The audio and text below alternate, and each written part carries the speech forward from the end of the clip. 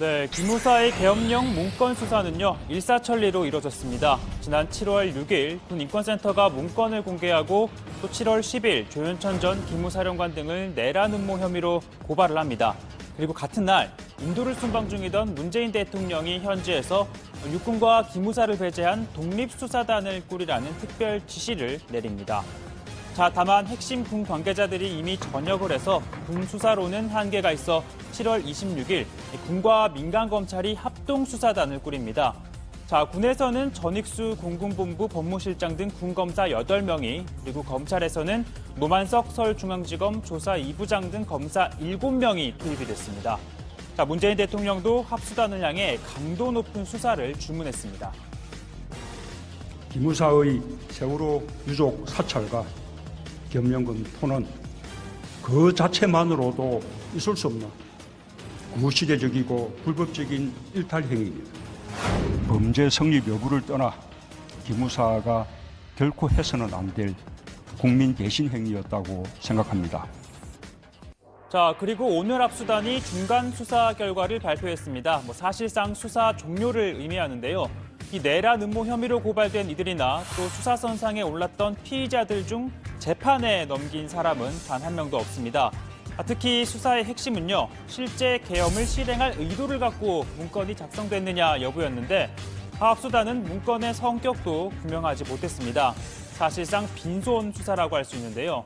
합수단 관계자도 예상했던 지적이다, 비판은 겸허히 받아들이겠다라고 밝혔습니다. 자, 합수단은 3개월여 동안 김관진 전 국가안보실장, 그리고 한민구 전 국방부 장관을 포함해 관련자 287명을 조사했습니다. 또 국방부와 육군본부, 기무사령부, 또 일선 군부대뿐만 아니라 대통령 기록관 등 90곳에 대해 압수수색을 벌였는데요. 자, 이렇게 대대적인 수사를 벌이고도 결과가 초라한 건 이 조현천 전 사령관 때문입니다. 자, 지난해 12월 13일 미국으로 간 조 전 사령관은 현재까지도 소재가 파악이 되지 않고 있습니다. 자, 한인 커뮤니티에서는 수배 전단까지 이렇게 만들기도 했었는데요. 이 합수단은 체포영장을 발부받고 또 여권 무효화 조치에 돌입하고 뿐만 아니라 인터폴에 수배 요청까지 했지만 여전히 오리무중입니다. 그의 가족과 지인들을 통해 자진 귀국을 설득하여 왔습니다. 그러나 조현천 전 사령관은 체류 중인 미국에서 개인적인 신상 문제가 정리되는 대로 최대한 빨리 귀국해서 수사를 받겠다는 형식적인 말만 할 뿐 현재까지 귀국을 하지 않고 있습니다. 자, 이에 따라 결국 합수단은 조 전 사령관에 대해 신병이 확보가 될 때까지 수사를 잠시 멈추는 기소 중지 처분을 내렸습니다. 자, 핵심 피의자에 대한 조사를 못했기 때문에 조 전 사령관과 공모를 했는지, 또 혐의가 있는지 없는지를 확인해야 할 사람들에 대한 수사도 당분간은 멈출 수밖에 없다는 게 합수단의 설명입니다. 박근혜 전 대통령, 황교안 전 대통령 권한대행, 김관진 전 국가안보실장, 한민구 전 국방부 장관, 장준규 전 육군참모총장 등에 대하여는 조현천의 소재가 발견될 때까지 각 참고인 중지 처분을 하였습니다. 자, 그나저나 조 전 사령관은 왜 여지껏 나타나지 않고 있는 걸까요? 잘못한 게 없다면 자진 귀국해 나는 결백하다 이렇게 얘기를 하면 될 텐데 말입니다. 자, 그런데 이 조 전 사령관이 탄핵의 주요 국면마다 국방부를 방문한 사실이 확인이 됐습니다. 국회에서 박근혜 전 대통령 탄핵소추안이 가결된 2016년 12월 9일, 또 기무사의 계엄 문건 비밀 TF가 꾸려지게 하루 전날인 2017년 2월 17일, 그리고 이 TF 활동 마지막 날이자 허위 보고서를 만든 3월 3일까지 국방부를 출입했습니다. 자, 이뿐만 아니라 조 전 사령관은 청와대도 자주 드나들었습니다. 탄핵안 국회 의결일인 12월 9일 날 청와대를 방문했고요. 그다음에 17년 2월 10일 날 청와대를 방문했고요. 마지막 5월 9일 대통령 선거일이 있었던 날 청와대에 45분간가량 청와대를 방문한 기록이 나왔고요.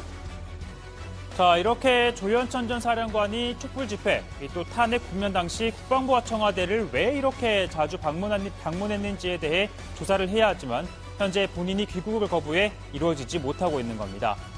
다만 합수단은 내란 음모 혐의에 대해서는 뚜렷한 성과를 내지 못했지만 기무사의 계엄 검토 사실을 숨기기 위해 은폐 공작을 벌인 소강원 전 참모장과 기우진 전 5처장 등 3명은 재판에 넘겼습니다.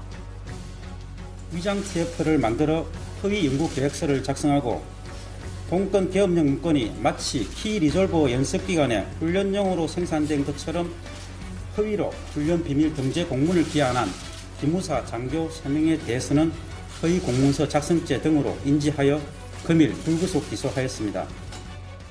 자, 이렇게 촛불 집회 당시 계엄 검토 문건에 대해서는 현재 진행형으로 남겨졌지만 이 5.18 민주화 운동 당시 계엄군의 성폭행이 자행된 사실이 확인된 것과 관련해 오늘 정경주 국방부 장관이 직접 고개를 숙였습니다. 무고한 여성분들께 말로 다할 수 없는 깊은 상처와 고통을 드린 점에 대해 정부와 군을 대표하여 머리 숙여 사죄의 말씀을 드립니다.